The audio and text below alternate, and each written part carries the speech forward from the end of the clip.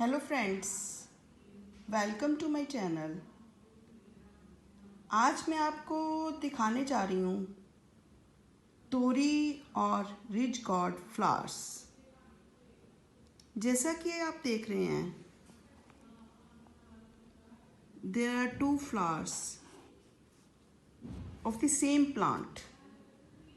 One is female and the other is male flower. In female flower, you can see this is the female part only female part, and this is the fruit सिर्फ female flower को ही लगता है, and this is male flower. जैसा कि आप देख रहे हो, ये मेल फ्लावर के ऑर्गन्स हैं और ये हैं फीमेल फ्लावर के ऑर्गन्स। आप इसको देख सकते हो।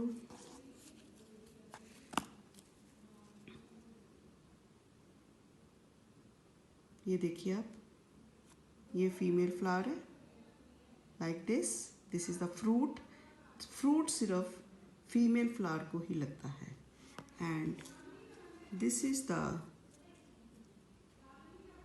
Male flower.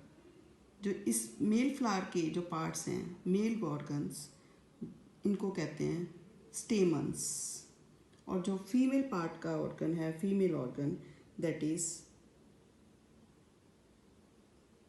कार्पल।